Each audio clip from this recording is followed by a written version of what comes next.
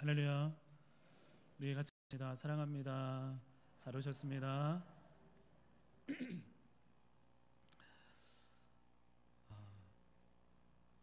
여러분 정리정돈 잘 하십니까?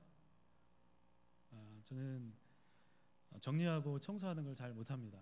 그래서 책상 이렇게 한다 보면은 가끔 이렇게 굉장히 어지러져 있고 정리가 잘 안 되는 때가 참 많이 있습니다. 그래서 청소하고 정리를 잘 못하는데, 아마 우리 동국교회 성도님들 각 가정에서 아마 남편분들이 다 청소해 주는 걸로 알고 있습니다. 그렇죠? 그렇습니까? 청소도 해주고 정리도 해주고 그런 걸 알고 있는데, 저는 청소 자주 하는 것도 아니지만 제가 청소를 하면 뭔가 좀 부족해요. 청소하고 난 다음에 잠시 후에 지나가 보면 또 쉽게 어지럽혀지고 그 뒤에 점점 청소하기 더 어렵게 됩니다. 제 눈에 제가 생각하기에 이 정도면 되었지, 정말 깔끔하다라고 생각을 하는데, 와서 보면 또 막 이것들을 또 정리하고 또 막 이렇게 해야만 완벽한 청소가 됩니다. 그래서 제가 참 이렇게 청소를 못해서 집에서 청소를 안 합니다. 청소도 안 하고 정리정돈도 안 합니다. 제가 볼 때 괜찮은데, 제가 볼 때는 굉장히 깔끔한데 더 정리정돈을 잘하는 사람이 와서 보면 이게 뭔가 부족한 거예요. 뭔가 잘하는 사람이 와서, 뭔가 달인이 와서 뭔가를 보면 많은 지적할 부분이 아마 나올 거라고 생각이 됩니다. 그런데 우리 자신에 대해서도 마찬가지입니다. 우리의 삶에 대해서, 우리 자신에 대해서, 우리에 대해서 훨씬 잘 알고 우리의 깊은 곳까지 너무나 잘 아시는 하나님은 우리가 발견하지 못한 부분들을 우리에게 말씀해 주십니다.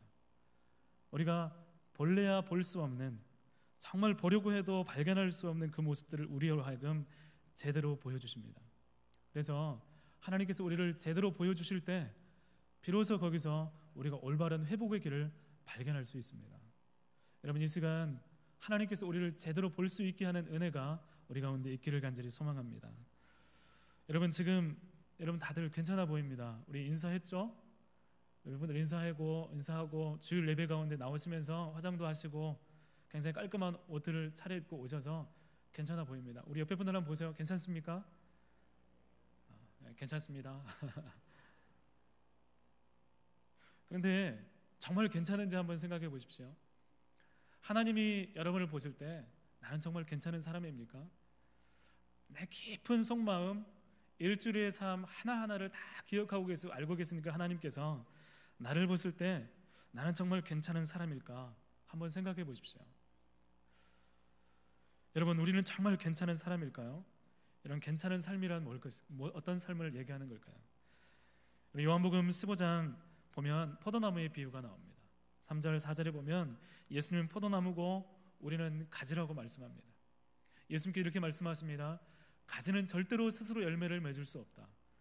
포도나무에 붙어서 그 포도나무가 주는 그 자원으로 인해서 열매를 맺게 되는데, 그래서 우리가 예수님 안에 있으면 무엇인지 이룰 수 있고 예수님을 떠나서는 아무것도 할 수 없다라고 말씀하고 있습니다. 바로 괜찮은 삶이란 내가 누구인 줄 아는 것인데 나는 가지입니다. 나는 포도나무에 딱 붙어 있어야 하는 존재입니다. 내 힘이 아니라 포도나무이신 예수님으로부터 공급되는 그 자원으로 살아가야 되는 삶이 바로 내 삶인데, 그런 삶을 인해서 하나님께서 원하시는 그 열매를 맺어가는 그 삶이 바로 괜찮은 삶이라는 것입니다. 사랑하는 여러분, 오늘 예배 가운데 나오면서 이런 하나님의 자원을 공급받기 위해서 이 예배를 드리면서 하나님을 만나고 싶은 그 마음으로, 간절함으로 이 시간 나오셨습니까? 여러분, 하나님 때문에 힘을 얻고 말씀을 인해 위로받고 기도하면서 하나님을 만나고 싶은 그 예배가 오늘 이 시간 예배가 되어지고 있는지 우리 자신을 돌아보았으면 좋겠습니다. 오늘 하나님께서 에스겔 선지자에게 보여주시는 그 마른 뼈는 바로 오랫동안 하나님의 시각을 잃어버리고 자신들의 보기에는 괜찮은 삶을 살았던 이스라엘 백성들이 실제로 하나님이 보시니까 마른 뼈라는 그 충격적인 사실을 오늘 말씀을 통해서 우리에게 보여주고 계십니다. 살아있는 것 같지만 하나님 보실 때 죽어서 뼈만 남은 그 모습이 바로 이스라엘의 모습이라는 것입니다. 그런 마른 뼈 같은 이스라엘 백성을 향해서 오늘 하나님께서 살 것이다, 회복을 선포하고 계십니다. 오늘 말씀을 통해서 하나님 보실 때 나의 모습들을 발견했으면 좋겠습니다. 하나님 보실 때 우리의 진짜 모습을 발견하고 그 안에서 하나님께서 살 것이다 회복을 선포하실 때 동일하게 우리에게도 살아나는 그 은혜가 경험되기를 간절히 소망합니다. 남유다의 멸망이 임박한 주전 597년 느부갓네살 왕이 예루살렘 남유다를 세 번째 침공을 합니다. 그리고 공격을 하고 유력한 유대인들 정말 지도자들을 약 1만 명 정도를 바벨론 포로로 끌고 갑니다. 나라가 혼란하고 멸망의 직전에 있던 그 혼란했던 그 시기 가운데 에스겔 선지자도 그 포로 틈에 끼어서 바벨론으로 끌려가게 됩니다. 그리고 몇 년이 지난 후에 그 바벨론 그발강가라는 곳에서 하나님의 놀라운 환상을 보기 시작합니다. 하나님께서 그 에스겔에게 말씀하시면서 이제 에스겔에게 하나님께서 이스라엘 백성들을 심판하실 것이라는 그 심판의 메시지를 들려주십니다. 그리고 그 심판의 원인은 죄이며 그 참담한 죄악들이 어떤 모습들인지를 이 에스겔에게 여실히 보여주고 있습니다. 말할 수 없는 충격적인 그동안 보여지지 않았던 죄악들이 이스라엘 백성들 가운데 너무나 많이 만연해 있던 것을 에스겔이 하나님께서 보여주시는 걸 통해서 보게 됩니다. 그리고 그 심판의 이후에 회복의 말씀을 주시는데 오늘 에스겔 37장 말씀은 회복의 말씀 가운데 있는 한 부분입니다. 어느 날 이 에스겔에게 하나님께서 권능으로 임재하셔서 어느 날 에스겔을 어느 골짜기로 끌고 가십니다. 그리고 그 골짜기 가운데서 정말 수북히 쌓여있는 뼈무더기를 이 에스겔에게 보여주고 계십니다. 우리 1절 2절 말씀 같이 한번 읽어보겠습니다. 여호와께서 권능으로 내게 임재하시고 그의 영으로 나를 데리고 가서 골짜기 가운데 두셨는데 나를 그 뼈 사방으로 지나가게 하시기로 본즉 그 골짜기 지면에 뼈가 심이 많고 아주 말랐더라. 아멘. 여러분 사람이 죽으면 이렇게 두는 것이 경우가 없죠. 수없이 많은 사람을 수백 수천의 사람들을 죽었는데 무더기를 만들고 골짜기에 방치하는 경우는 없습니다. 뼈들이 한 곳에 모여 있고 그것도 아주 많은 뼈들이 골짜기에 있다는 것은 더 이상 이 뼈들을 돌보는 사람이 없다는 것이고 이 뼈들은 버려진 뼈들이라는 것입니다. 무더기로 있다는 것은 집단적으로 죽임을 당했다는 것을 의미합니다. 그곳에 수백 수천 명의 사람들이 죽은 뼈들의 무더기가 있다는 것은 평범한 모습이 아닙니다. 비극적인 모습입니다. 그리고 하나님은 이 에스겔에게 그 뼈들 가까이를 지나가게 하십니다. 자세히 그 뼈들을 살펴보니까 가까이 가서 보니까 에스겔이 얘기하기를 뼈가 심이 많더라. 굉장한 뼈들이 그곳 가운데 수북이 쌓여있던 것들을 보게 됩니다. 그리고 그 뼈를 자세히 보니까 굉장히 말랐더라 이렇게 말씀하고 있습니다. 우리 11절 말씀 오늘 본문에 없지만 우리 11절 말씀을 같이 한번 읽어보겠습니다. 시작. 또 내게 이르시되 인자야 이 뼈들은 이스라엘 온 족속이라. 그들이 이르기를 우리의 뼈들이 말랐고 우리의 소망이 없어졌으니 우리는 다 멸절되었다 하느니라. 11절 말씀 보니까 이 마른 뼈들의 정체는 바로 누구냐 하면 이스라엘 백성이라는 것입니다. 지금 이스라엘 백성은 실제적으로는 죽지 않았어요. 숨을 쉬고 있고 살아가고 있습니다. 그런데 하나님께서 이 마른 뼈들의 정체들을 얘기하는데 이들은 이스라엘 백성이라고 말씀하고 있습니다. 그들은 숨을 쉬고 있지만 하나님 오실 때 그들의 정체, 그들의 실제는 이 마른 뼈와 같이 힘이 많지만 죽어 있는 상태이고 정말 죽어 있는데 메마른 상태, 그 상태가 오랫동안 지속이 되어서 더 이상 하나님과 관계가 단절된 그런 상태로 오랫동안 지속되었다는 것을 의미하고 있습니다. 마른 뼈는 완전히 죽은 상태이고 소망이 없는 상태입니다.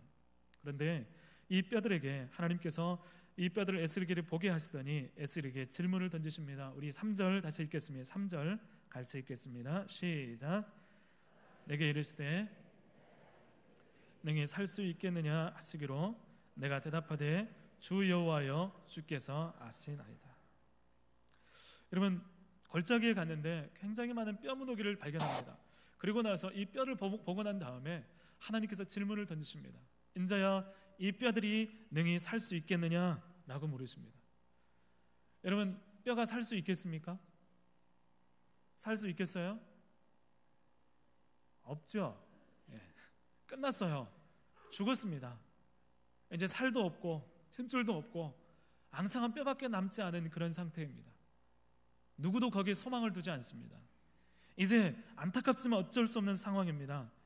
뼈들이 살아나다니요, 그런 것은 있을 수 없는 일입니다.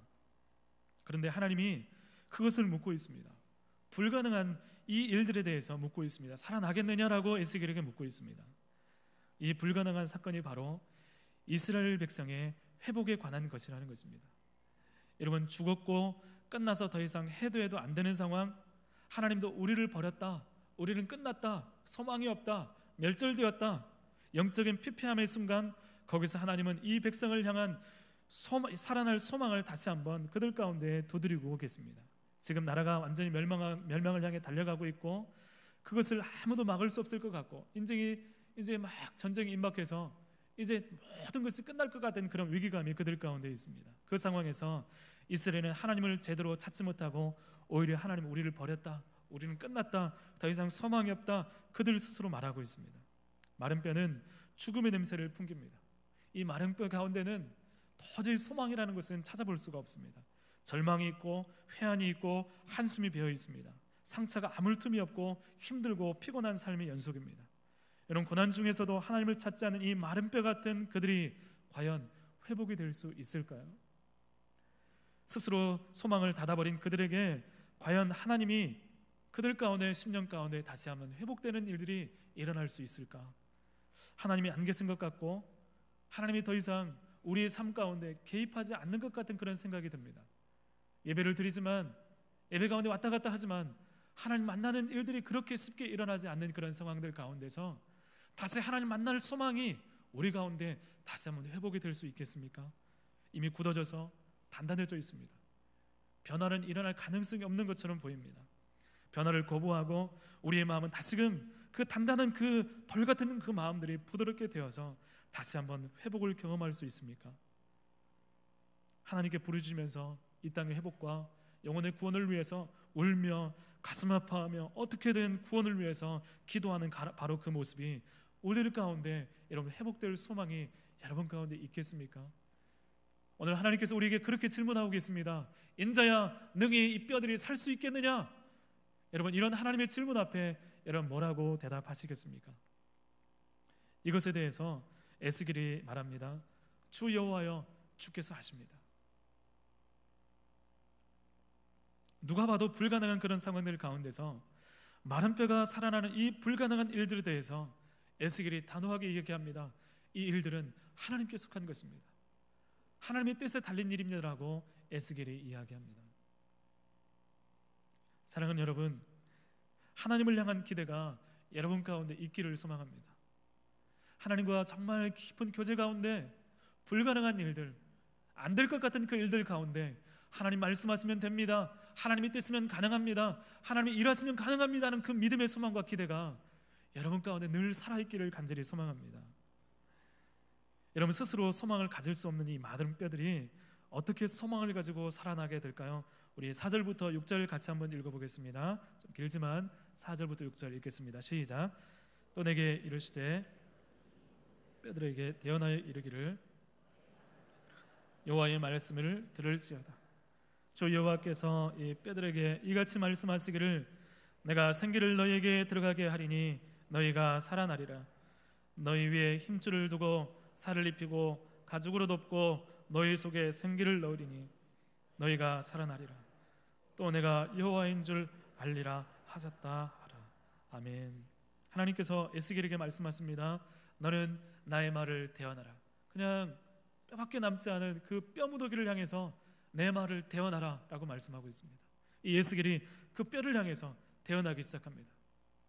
너희 마른 뼈들아, 여호와의 말씀을 들을지어다. 그 말씀을 인해서 전능자 하나님의 말씀이 그 마른 뼈를 향해서 선포되기 시작합니다. 마른 뼈에 대한 하나님의 뜻은 마른 뼈를 살게 하는 것입니다. 하나님의 뜻은 마른 뼈를 살게 하는 것인데, 이미 죽어버려서 오래된 메말라 마른 그 뼈들이 살게 하는 것인데, 하나님께서 이 에스겔을 통해서, 이 마른 뼈를 통해서 하나님 말씀이 선포되기 시작합니다. 여러분, 이미 끝나버린 소망 없는 이 마른 뼈가 어떤 방법을 통해서 살아날 것인가? 너무나 복잡하게 보이고 엄청나게 많은 뼈가 살아있는데 그 마른 뼈를 살리기 위해서 무엇을 먼저 해야 될까? 하나님께서 어떻게 행하실까? 이것이 살아나기 위해서는 절망적인 상황에서 소망의 방법이 부어지는 그 방법들은 어떤 것인가? 마음 가운데 궁금증이 일어나는 그런 상황들 가운데 이 하나님께서 이 에스겔 가운데 하나님께서 말씀하시기를 대언하라 하시면서 하나님 말씀이 선포되기 시작합니다. 여러분, 바로 하나님 말씀이 그 마른 뼈에 들려지는 것, 하나님 말씀이 선포되는 것, 대언하는 것, 거기서부터 하나님의 역사가 일어나기 시작합니다. 하나님 말씀이 선포될 때 이 마른 뼈 가운데 소망이 생기기 시작합니다. 여러분, 하나님 말씀이 여러분 가운데 들려지고 있습니까? 우리가 지금 성경 하나님 말씀이 있습니다. 이 하나님 말씀이 여러분 가운데 하나님이 주시는 말씀으로, 여러분 각자의 주를 말씀으로 선포되고 들려지는 은혜가 여러분 가운데 있습니까? 하나님 말씀이 우리에게 하나님의 권위 있는 말씀으로 선포될 때 우리 영혼은 떨며 그 말씀 앞에 반응하게 됩니다. 하나님 말씀이 우리에게 정말 깊이 우리의 심령을 찌르고 정말 하나님 말씀이 강력하게 다가올 때 우리는 그대로 있을 수 없습니다. 반응하게 되고 떨게 되고 전율하게 되고 우리 온 삶이 회복을 향해서 집중하게 됩니다. 우리 지금껏 회복이 되어봐야 원래대로 그렇게 되겠지. 기도해봐야 잠깐 뜨거워졌다가 또 원래대로 되겠지. 예배 드려봐야 잠깐 마음이 뜨거워졌다가 또 그렇게 되겠지 뭐 있겠어 하는 그런 영혼들이, 하던 그런 반응들이 말씀 앞에 반응할 때 그 온 삶 전체가 흔들리며 회복을 향해서 하나님을 향해서 모든 것을 맞추기 시작하는 것입니다. 이스라엘 백성은 끝났고 더 이상 하나님은 말씀하지 않으시며 우리를 버렸다고 하는 그 절망감 가운데, 멸절되었다고 하는 그 절망감 가운데 그런 그들에게 하나님 말씀이 다시 한번 들리기 시작합니다. 회복의 말씀이 들리기 시작합니다. 모든 것이 끝나고 은혜를 기대할 수 없는 그 순간 은혜가 선포되기 시작합니다. 여러분, 마음 가운데 절망했고 슬퍼했고 이미 끝났다고 생각한 그 순간 하나님께서 또 다른 답을 여러분 가운데 주시면서 말씀하기 시작할 때 여러분 심령이 어떨 것 같습니까? 반응하기 시작합니다. 살아나기 시작합니다. 일어나기 시작합니다. 죽었던 그들에게 다시금 말씀이 들려질 때 너무나 복잡할 것 같은, 너무나 어려울 것 같은 그 마른 뼈의 소생이 바로 하나님 말씀이 들려지면서 시작이 되는 것입니다. 너희가 살아날 것이다, 너희가 살리라. 하나님 말씀이 대언될 때 뼈들이 꿈틀거리면서 움직이기 시작합니다. 마음속에 간절히 하나님을 원하지만 방법을 몰랐던 그 심령 가운데 하나님 말씀이 역사하기 시작합니다. 하나님 말씀이 들려지니까 뼈들이 움직이면서 각자의 위치를 찾아가기 시작합니다. 헝클어져 있었습니다. 온 사방군데 뼈들이 흩어져 있었습니다. 그런데 말씀이 들려지니까 자기 자리를 찾아가는 겁니다. 자기 뼈가 어디인지 자기 위치를 찾아가기 시작합니다. 이 뼈 저 뼈가 마주치면서 움직이기 시작하면서 제대로 된 모습을 갖추기 시작합니다. 망가졌던 영적인 질서들이 잡혀가기 시작합니다. 하나님이 회복하신다는 것이 무엇인지 비로소 조금씩 깨달아지기 시작합니다. 잊어버렸던 영적인 감각이 살아나기 시작하면서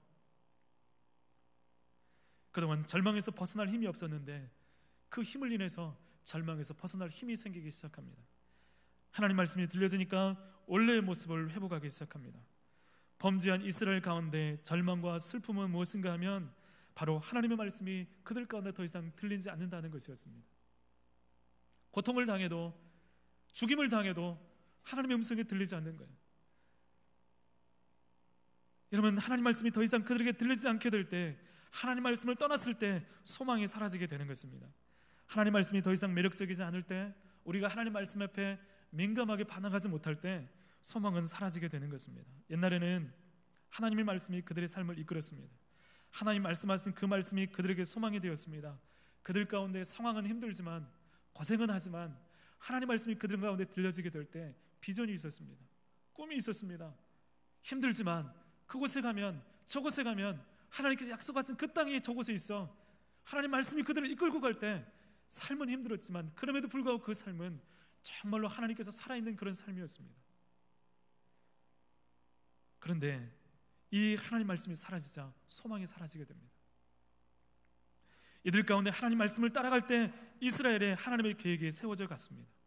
여러분, 하나님 말씀이 희귀하던 시대에, 지도층으로부터 타락했던 그때에 사무엘에게 하나님의 말씀이 들리기 시작합니다.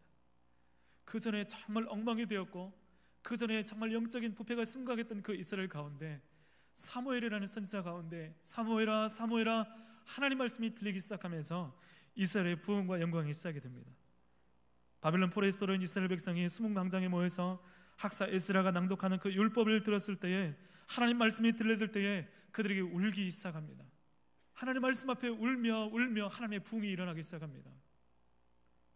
그들 가운데 이 부흥을 인해서 다시 한번 하나님 말씀을 듣는 자로 세워지게 됩니다. 그런데 그 말씀이, 전능자의 말씀이 그들에게 들려지지 않게 되었을 때 차츰 죽어가고 버림받고 결국 소망 없는 마른 뼈와 같은 존재가 되었다는 것입니다. 하나님 말씀이 믿어지지 않을 때 하나님 주신 소망도, 하나님이 함께할 것이라는 믿음도 함께 소멸되는 것입니다. 여러분, 고속도로를 달리다가 굉장히 빠른 속도로 고속도로 달리죠. 110km, 100km 이렇게 제한 속도지만 대부분 좀 이렇게 더 이렇게 달리기도 하고 굉장히 빠른 속도로 달리다가 이제 톨게이트를 나와서 일반 도로를 달리게 될 때 정말 카메라에 쉽게 찍힐 때가 있습니다. 그때는 언제냐면 고속도로의 감각에 맞춰져 있기 때문에 조금만 발라도, 속도감을 내어도 이게 100km가 넘어가는 잘 모르는 거예요. 이게 빠른지 모릅니다. 그러다가 카메라 찍히는 경우가 있습니다. 눈과 몸의 감각이 고속도로에 맞춰져 있습니다. 그때 이 잘못된 감각에 적응된 것에 벗어날 수 있는 방법은 나의 감을 믿는 게 아니라, 내 눈을 믿는 게 아니라 바로 속도계를 바라보는 것입니다. 속도계가 100이라면 100인 거예요.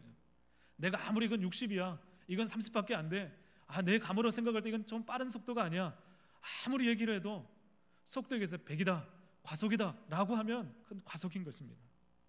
우리가 예배를 드리는 이유가 무엇입니까? 세상에 맞추어진 우리의 감각을 말씀에 맞추고 다시 하나님께서 원하시는 사람들로 세워지고 회복되기 위해서입니다. 여러분, 오늘 이 예배를 드리면서 하나님 말씀을 통해서, 하나님 은혜를 통해서, 예배의 이 시간들을 통해서 세상에 맞춰진 감각들이 다시 한번 하나님 말씀을 들으면서 회복되어지는 은혜가 여러분 가운데 있기를 소망합니다. 여러분, 100이라고 하면 아무리 내 생각이 아니어도 100이라고 하면 속도를 줄여야 됩니다. 그것이 죄라고 하면 인정을 해야 되는 것입니다. 하나님 말씀이 이거라고 하면 그렇구나, 하나님 말씀이 이것이구나, 내가 잘못되었구나, 돌아서야 되는 것입니다. 세상은 하나님 말씀을 거부합니다. 이렇게 하나님 말씀대로 살아가는 사람들을 향해서 그렇게 하지 않으려고 계속해서 세상에 적응시키려고 무던히도 노력을 합니다. 애를 씁니다. 수없이 많은 이론들을 우리 가운데 쏟아냅니다. 그 사이에 우리의 감각과 우리의 양심과 우리의 이성만을 의지하면 우리는 그 안에서 도저히 우리의 믿음을 유지할 수 없게 되는 것입니다. 우리가 세상에서 실패하는 이유가 무엇입니까? 하나님 말씀을 우리 중심에 두지 않기 때문입니다. 하나님의 음성 우리가 들리지 않을 때, 우리 이성만을 의지할 때, 우리 감만을 의지할 때 우리 자신 믿음을 지켜낼 수가 없는 것입니다. 오늘 도저히 용납될 수 없는 패륜적인 죄악들과 범죄들이 범람하면서 우리는 놀라지 않습니다. 뉴스에서 깜짝깜짝 놀랄 만한 소식들이 들림에도 불구하고 우리가 놀라지 않고 아이고 하고 지나가는 이유가 무엇입니까? 그만큼 우리가 세상에 적응했기 때문입니다. 하나님 말씀을 통해서 우리의 삶을 보는 시각을 잃어버릴 때 죄악이 우리 가운데 도전해 옵니다. 방어할 수 있는 힘이 사라지게 되는 것입니다. 오직 예수님만이 구원입니다. 예수님만이 구원입니다. 믿습니까? 오직 예수님만이 구원이십니까?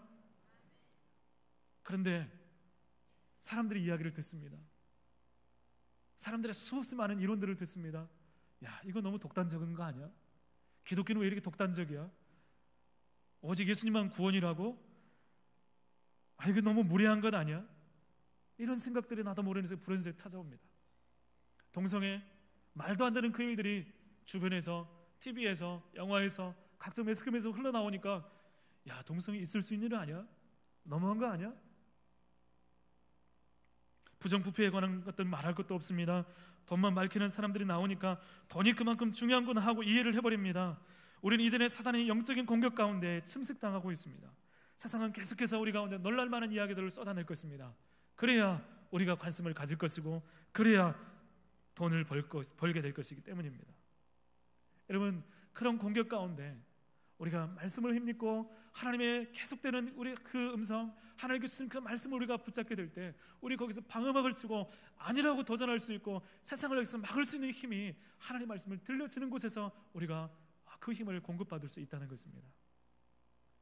이 세상에 끌려다니는 사람, 이 세상에 정말 휘몰아치는 그 공격 가운데 끌려다니는 그 사람은 방향을 잃고 하나님이 허락하신 인생을 쓸데없는 것에 허비할 수밖에 없는 것입니다. 이것이 사단의 방법입니다. 말씀이 들리지 않으면 처음에는 놀라겠지만 하나님 말씀을 듣지 않으면 조금씩 믿음에 금이 가기 시작합니다. 생각에 금이 가기 시작합니다. 그리고 그 다음에는 말도 안 되는 것들이 이해하게 되고 그것들을 인정하게 되고 이제는 하나님 말씀을 향해서 세상의 시각을 가지고 공격하기 시작합니다. 하나님 말씀이 날이 무디어지고 그 말씀으로 살아가는 능력을 상실하게 됩니다.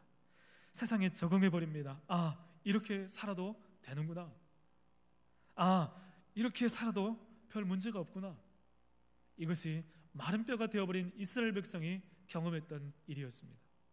하나님이 그토록 강력하게 역사하고 하나님이 그토록 이 백성을 사랑했지만 점점 그들 가운데 약해지고 무너지고 쓰러져서 이제 세상적인 사람이 되어서 하나님 말씀을 향해서 공격하는 것입니다. 하나님 그거 너무 심한 것 아닙니까?